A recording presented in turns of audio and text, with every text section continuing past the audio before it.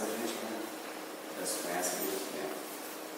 Então eu tenho bastante ligação aqui com a Caminho da Luz, desde a época do seu... Como é que é? Aquele senhorzinho que morava aqui? Seu Carlos. Dona Olinda. Dona Olinda, né? Pude conhecê-los aqui e até durante a prece também pedi para eles darem uma ajuda aí, né? Eles devem supervisionar tudo, obviamente. Né? O senhor Francisco também, a esposa, Dona Juracina, que ajuda, como eles chamaram. Então eu tenho assim, uma ligação bastante grande aqui com a Caminho da Luz. Eles participaram da cidade aqui uma época também, então a gente é meio assim íntimo. E quando a gente é íntimo, a gente, né, larga as formalidades, fica à vontade, né? E como eu acho que deve ser uma instituição espírita, deve ser grupo familiar. Então a gente tem que ser uma família, né? E cada pessoa nova que chegue, você receba como a gente recebe as pessoas que chegam na nossa casa, para que elas se sintam à vontade. Não é isso? Então, dentro desse espírito, eu pretendo aqui trabalhar esses dois temas, né? Os dois livros. Um deles é a Instrução Prática. Eu, particularmente, nem conhecia, assim, nunca li, né? E o que é o Espiritismo. Então, são dois livros muito interessantes, livros pequenos, então seria ideal para as pessoas lerem, porque são poucas páginas e tudo mais. Mas só que eu pedi para o seu Carlos, seu Flávio, é que eu agora já estou começando a ficar mais assim, desligado das palavras, né? Principalmente o nome das pessoas, é muito complicado.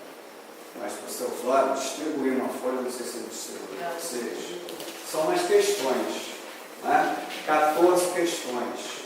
E o título do amigo que fez esse trabalho, ele resolveu botar assim, as 14 maneiras de atrapalhar espíritas, porque são questões difíceis de serem respondidas, né? Eu conheço uma pessoa que respondeu todas elas. Assim, uma eu conheço, mas eu não sei. Se teve mais gente que respondeu. Queria ver se vocês conseguiam responder até o final. Vocês dão uma olhada nelas, assim, apesar da letra ser pequenininha, né? Tá bom para os jovens, né? Que o olho enxerga bem. Mas, infelizmente, para botar tudo numa paginazinha e ficar mais econômico, né? A gente teve que usar uma letra pequena. São 14 perguntas. Então, vocês vão se divertindo com elas até o final aí. No final, eu vou perguntar, alguém conseguiu responder alguma e tal? E aí depois eu digo quem é que conseguiu responder as 14 e que vai levar o grande prêmio. Então a gente vai começar pela... Ainda não sei qual é o prêmio não, mas parece que... A gente sempre diz assim que é para incentivar o pessoal a ficar animado. Pô, vai ter um prêmio, eu vou ver se eu ganho esse prêmio. A gente vai começar, a gente vai fazer uma apresentação breve do livro e falar só de alguns aspectos assim, que chamam muita atenção. Vamos falar desses dois livros. A gente vai começar pelo Instruções Práticas. Instruções, já começa assim. Eu, quando li, eu achei que era Instruções Práticas. Aí depois eu olhei e falei, é Instrução Prática? Mas aí eu vi uma outra edição, que não é essa aqui da FEB, e está lá Instruções Práticas. Então, não sei se é instrução ou se é instruções. A gente fica com os dois títulos, né? Sobre manifestações espíritas. Por que será que o Allan Kardec publicou esse livro aqui? Vocês têm ideia? Por que ele publicou? O primeiro livro que ele publicou, vou ter que andar, viu, Marcos? Pode andar, à vontade. O primeiro livro que ele publicou, que eu não consigo ficar parado, foi o Livro dos Espíritos, tá certo? Em 1857. Então aí começa a história do Espiritismo no mundo, com o Livro dos Espíritos. E aí as pessoas começaram a se interessar por aquela coisa de Espiritismo. Mas como é que a gente se comunica com os Espíritos? Porque aqui ele botou já, né, um nível de intimidade com os espíritos grande, ele fazia as perguntas, os espíritos respondiam. Mas e eu, que estou tomando contato com isso agora, como é que eu posso falar com esses espíritos que você, Allan Kardec, falou? Né? Aí ele falou, poxa, tem que dar pelo menos algumas diretrizes para o pessoal, para eles não, né, caírem em alguns obstáculos ali, entenderem bem como é que pode fazer, como é que essas manifestações se dão, tá certo? Aí ele começou a fazer, e aí ele publicou esse livreto aqui. Ele publica isso até mais ou menos 1860 e pouco, até, eu acho que é a última vez, ele ainda publica um pouquinho depois do Livro dos Médiuns. Quando ele publica o Livro dos Médiuns, em 1861... aí está errado, aí está certo. Está tudo aí em 1861, ele falou, bom, agora, no Livro dos Médiuns, ele pôs aquele conteúdo das manifestações e fez, na verdade, um tratado sobre mediunidade. Né? Então, esse é o grande livro da ciência espírita. Né? Então, ele falou, bom, como já está tudo ali colocado aqui, eu não preciso mais publicar esse. Aí ele parou de publicar esse daqui. Mas o que ele colocou aqui é muito legal da gente ler, porque está de uma maneira bem direta. bem simples. Né? Bem simples. Bem próprio para dar um start para as pessoas naquela época em que elas só tinham o Livro dos Espíritos, e ele começou em 1858 a publicar uma revista para fazer troca entre as pessoas, né, que se interessaram pelo Espiritismo, pelo mundo afora. Até no Brasil tinha gente que se correspondia com ele, né, que vocês já devem ter falado sobre isso aí no estudo. Então, as pessoas pediam isso, e no mesmo ano em que ele começa a publicar a revista, em junho, 6 meses depois, que a revista começa em janeiro, ele resolveu publicar as instruções. Então, agora as pessoas já tinham a filosofia espírita toda ali, e agora tinha os elementos da ciência espírita. Como é que eu me comunico com os espíritos? Quais são os princípios dessa comunicação? Então, essa era a ideia. Tá? E aí, depois, também fazendo um resuminho para as pessoas o que é o Espiritismo, até que chega lá o Livro dos Médiuns. Então, a gente está nesse preâmbulo das pessoas começando, né, a trabalhar com essas instruções práticas. Aí eu pus aqui alguns detalhes. O ano de publicação foi 1858, foi a segunda obra do Allan Kardec. Jamais foi quem depois, no século XX, né, resgatou um pouco do trabalho do Allan Kardec para a gente, passou a dirigir a Revista Espírita e redescobriu esse livreto. E aí publica. Uma coisa interessante é que quando ele publica, o Cairbar Schutel entrou em contato com ele e fez a tradução dessa obra para o português. Então, enquanto na França ele estava relançando, no Brasil foi lançado. Né? Antes a gente não tinha isso em português. Então a gente deve ao Cairbar Schutel, por isso, ele falou, Cairbar Schutel, quem é esse cara? Aí eu trouxe o Cairbar Schutel aqui, ó. Esse é o Cairbar Schutel. Certo? Ele é um dos desbravadores do Espiritismo. Né? O pessoal chamou ele de bandeirante do Espiritismo. Ele era lá de São Paulo, né? Ele foi viver lá na cidade de Matão, em São Paulo. Aí ele saiu divulgando o Espiritismo e internacionalizou o Espiritismo do Brasil para o mundo. Ele criou uma revista internacional de Espiritismo em 1920 e pouco, 30 e pouco. A gente não era nem nascido, e ele já internacionalizava as coisas. Então, um camarada fantástico. Esse livro aqui, se vocês quiserem, né, não sei se vocês têm na biblioteca, mas seria interessante.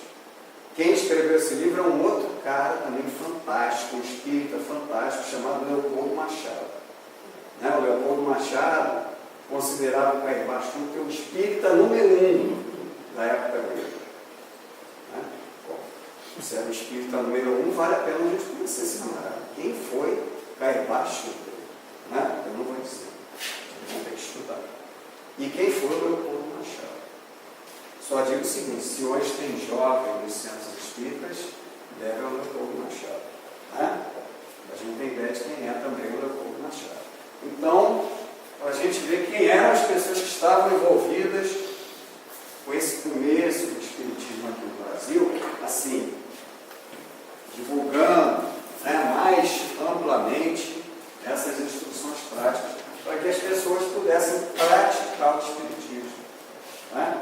Porque a gente acha que é um negócio tão complicado, não é nada complicado. Veja bem. Então, a gente teve essa publicação. E qual é o objetivo dessa obra? Indicar as condições que devem preencher e a maneira como devem proceder para se tornarem médiuns. Que legal! Então, se eu ler essa obra, eu posso me tornar um médium. Né? Precisa frequentar um curso regular, igual uma faculdade, de 4, 5 anos para se tornar médium? Não. E na época do Kardec foi assim. Por que hoje teria que ser? Não é? Para se tornar médium, vai lá e lê nas instruções práticas quais são as condições que eu preciso ter, né? E como eu devo proceder. São as coisas importantes. A partir daí, você vai ver, é uma tremenda responsabilidade, tem que tomar certos cuidados e tal, mas nada de muito extraordinário. Vocês estão na escola, os maiorzinhos, quando chegou lá o primeiro dia na escola, que viu um monte de letra, umas coisas assim, que você nem sabia que era letra, né? Acho que eu nunca vou aprender esse negócio. No entanto, hoje a gente aprendeu. Tá? Faz sentido para a gente o que está escrito aqui. Eu consigo ler, eu consigo entender e eu consigo escrever sobre o que eu estou lendo e repassar para outras pessoas. Então a mediunidade é a mesma coisa. Parece um monte de letras e coisas que estão por aí, né? Esses espíritos são uma coisa que está distante de mim, mas de repente começa a ficar próximo, porque eu vou tendo proximidade, vou me interessando, vou trabalhando com isso. Então, tem aspectos físicos nossos que estão ligados com a possibilidade das manifestações dos espíritos através de nós, e tem aspectos comportamentais, né? Como tudo na vida. Nada de muito extraordinário, não. Tanto, isso daqui, deixa eu ver se eu vou pôr o slide.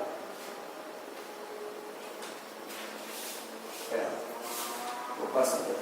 Tanto é assim, que eu vou contar um caso interessante que foi relatado numa dessas revistas espíritas aí.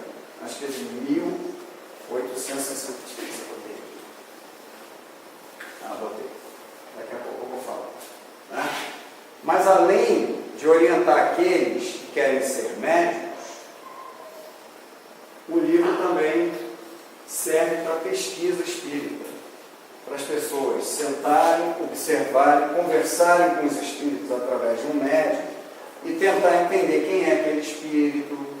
Será que esse espírito é mais elevado, menos elevado? Né? Que mensagens ele traz para a gente? São mensagens que nos edificam, nos tornam pessoas melhores ou não?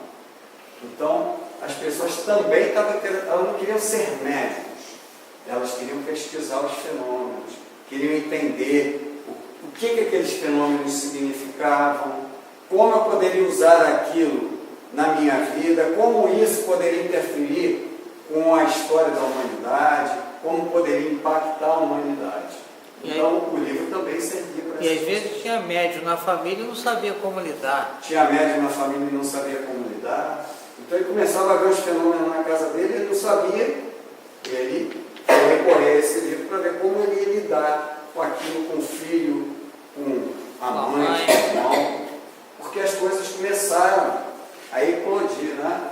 O Espiritismo, antes do Allan Kardec publicar o Livro dos Espíritos, já existia médium? Já. Sempre, né? Sempre existe. A mediunidade tem a ver com o ser humano. A possibilidade da gente se relacionar com outro ser humano que não está encarnado. Isso é que é a mediunidade, essa possibilidade. E sempre existiu, porque ela faz parte da nossa natureza humana. Tá certo? Então sempre existiu. Mas a partir de um determinado momento, quis Deus que na Terra a gente tivesse essa visão alargada sobre quem somos, de onde viemos, para onde vamos, mais ou menos nessa época. Por quê? Porque nós já tínhamos condições melhores de entender o que fazer com esse conhecimento. Tá? Porque se isso viesse antes, a gente ia usar mal. A gente hoje ainda usa mal. Né? A gente distorce uma série de coisas. Então imagina se vem antes. Então, ele, sabedoria do universo, né, resolveu que a gente tivesse acesso gradual aos conhecimentos. Então, nessa época, esse conhecimento se abriu para toda a humanidade. Não foi só lá na França, para a humanidade toda. Então, as pessoas começaram a tomar conhecimento, queriam saber como trabalhar com isso, né, com essa possibilidade natural que elas nem sabiam que existia, né, que está nelas mesmo e elas não sabem como lidar. Então, mostrar que você pode ter alguns tropeços. Então, que tipo de tropeço pode acontecer na prática da mediunidade, na relação com os espíritos, iniciando a maneira de se corresponder com esses espíritos, indicar um meio de obter boas comunicações. Porque você pode obter qualquer comunicação. E aí, qual que me interessa? Tem gente que quer saber os números para jogar na telecena, ou na telecena, na Mega Sena. Telecena é do Silvio Santos. Né? Na Mega Sena. Outros querem saber fofocas do além. Ou, enfim, tem vários níveis de conhecimento que você pode ter. O que interessa mesmo para o nosso progresso espiritual são boas comunicações. Qual é a melhor forma de se comportar para evoluirmos mais, né? Para obtermos um progresso espiritual maior. E isso é que interessa para a gente. Então, os espíritos que trouxerem isso para nós, poxa, esse vale a pena me comunicar sempre com ele. Né? Mas às vezes vem um que diz que é aquele, mas como você já o conhece, digamos que o Marcos, que a gente carinhosamente chama de Marcão, né? Marcão se comunica comigo por zap, para ficar assim mais difícil. Por zap, oi, sou eu, Marcos, não sei o quê. Aí depois, como é que é o teu nome? Davi. O Davi pega o celular do Marcos e vou mandar uma mensagem para o Heitor. Oi, Heitor, não sei o quê, com a linguagem do Davi. Aí eu pego assim, Marcão, está estranha essa linguagem do Marcão. Isso não é linguagem do Marcão. Né? Vem cá, quem é que está aí com o celular do Marcão? Ele, aí, desculpa, sou eu, Davi, não sei o quê. Porque eu reconheci.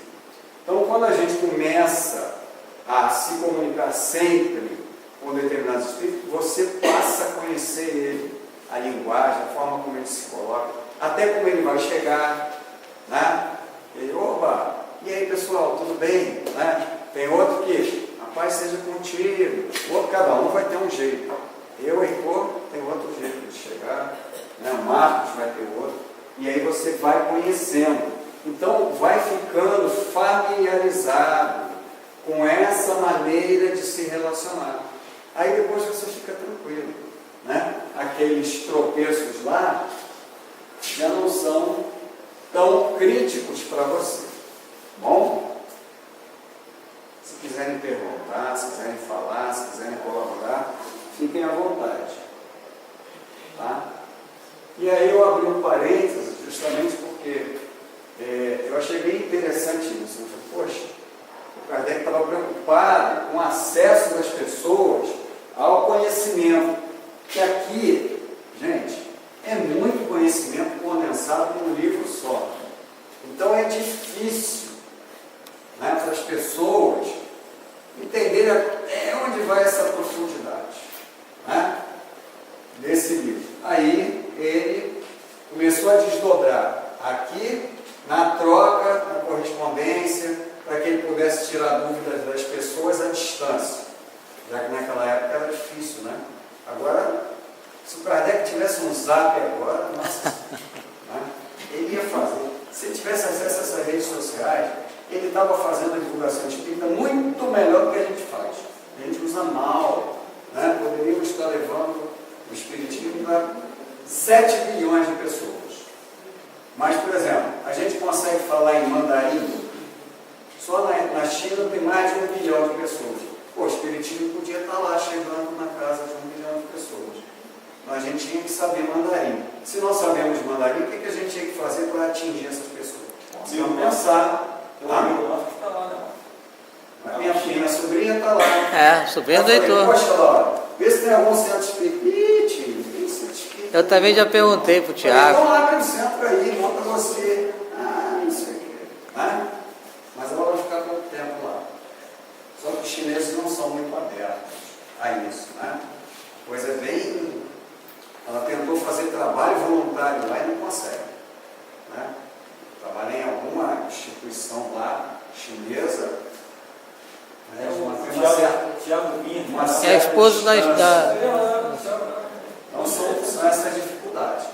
E aí, o Allan Kardec lá, ó, em 1864, né? 58, 59, 60, 61, 62, 63, 64, nessa revista ele vai citar um caso lá, né?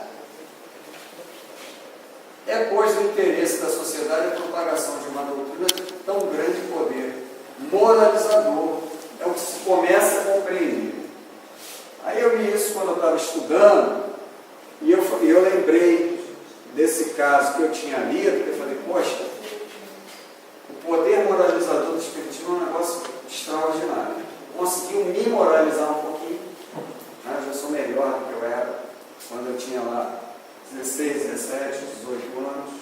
Então eu consegui me moralizar um pouco. E o Kardec coloca lá que esse poder moralizador é muito grande. Esse é o grande trabalho do Espiritismo. Né? O trabalho do Espiritismo não é para a gente ficar preocupado em receber um monte de mensagem. Nossa, recebi mensagem do Sócrates, recebi mensagem de Jesus. Jesus veio até mim. Tá, e o que você fez com isso? O que interessa é a gente se melhorar, né? Cada dia ficar melhor. É para isso que o Espiritismo veio, para ser uma alavanca para o nosso progresso espiritual. Tá certo? E o grande problema que a gente tem hoje é moral, na Terra. A Terra só está desse jeito, com pessoas na miséria, com altíssimas concentrações de renda, não sei o que, no problema aqui, brutalidade aqui, outro lá, escravidão não sei aonde, porque nós ainda somos muito brutos, né? Muito atrasados. A gente achava que no Brasil nós éramos, não, nós somos um povo muito legal, bastou uma eleição que polarizou um pouquinho, e aí a gente está vendo aí, nossa, ainda temos muitos problemas a resolver moralmente. E esse é o grande problema da humanidade. Porque se você parar para pensar, solução para a fome já tem. Não é? Recurso tem disponível para alimentar, para fazer casas. Agora já estão, olha, não dá para passar vídeo aqui, né? Mas vocês procurem lá. Construção de casas com impressora 3D. Então se constrói em 24 horas uma casa com uma impressora 3D. Vai imprimir em plástico, né? Não, não é plástico não, uma impressora gigante, né? Um braço gigante que pega talvez mais do que isso daqui, com concreto. Né? Vai imprimindo em concreto. Vai fazendo camada por camada até construir a casa. Tá certo? Então, soluções para dar moradia para bilhões de pessoas, inclusive esse é um grande trabalho de uma brasileira, novinha, garota de 20 e poucos anos, que quer fazer isso, né? Coisa pouca, né? Só dá moradia para mais de 1 bilhão de famílias. É coisa pequena. Então, temos tecnologia, temos inteligência disseminada pelo mundo inteiro para resolver todos os problemas. Mas por que ainda temos problemas? A parte moral. A parte moral, só isso. Enquanto a gente não resolver isso, daqui a pouco, qual vai ser o problema? Esses garotos, eu dou aula lá no Cefet, no Maracanã. Então, a garotada que chega lá, cara, eu já falei, menino, agora, um dos professores resolveu começar a fazer projeto com eles, já desde o primeiro ano. Falei, quando esses moleques chegarem no 4º ano, eu vou ensinar o que para eles? Eles é que vão me ensinar, vão sentar e fala aí, o que vocês aprenderam? O que eu preciso aprender que eu não sei? Né? Os moleques já estão fazendo tudo. Tudo, literalmente. Eles iam aprender grandezas físicas, né? Para aprender a medir. A aula de metrologia, ciência da medição. Beleza, aí eles tinham que fazer projeto. Formava grupo, cada grupo vai falar de uma grandeza. Grandeza comprimento, grandeza força, grandeza massa, enfim. E aí os meninos começaram a fazer, mas não é fazer isso aqui não. Vai fazer um banner mostrando bonitinho, né? Isso foi só no início. 2, 3 anos depois, os meninos que entraram, porque esse trabalho é do primeiro ano, além do banner, faziam os artefatos para medir. Mas como? O menino que entra no primeiro ano lá, digamos que é Luísa, entra no Cefet. Aí vai chegar lá, vai encontrar aquele professor, e ele vai chegar assim, Luísa, qual o grupo que você quer entrar? Do Grilo, lá, do projeto. Tem essa, beleza, essa. Eu gosto de, poxa, acho legal medir força. Beleza, aí ela vai sentar lá com os colegas, o que a gente vai fazer? Vão começar a discutir, vão começar a pensar. Aí agora eles já correm atrás dos professores, né? Não só do nosso curso, eu sou do curso de mecânica, mas além dos professores de mecânica, vão no professor lá de eletrônica, para ver como é que a gente pode fazer, usar uma plaquinha eletrônica para fazer o artefato. Aí um outro professor lá, de física, como é que eu faço? E aí fazem tudo. No primeiro ano. E quando esse menino chega no 4º ano, quem que eu vou ensinar para o moleque? Não tenho o que mais ensinar. Então, a nossa inteligência e a nossa capacidade criadora está imensa. Mas imagina um garoto desses, com 12, 13 anos, com tudo à disposição, e agora essa geração é muito colaborativa, diferente da nossa, que era muito egoísta. Não, eu sei, não vou ensinar não, porque depois eu perco meu emprego. Eles agora não querem saber disso não. Ele aprendeu a fazer, ele ensina para o outro, bota na internet, manda por e-mail, bota no Facebook. Então as pessoas compartilham o conhecimento. Mas aí, um menininho pouco moralizado, em que a família não soube trabalhar naquela plantinha para que ela crescesse, né? Não viu que ele tinha certo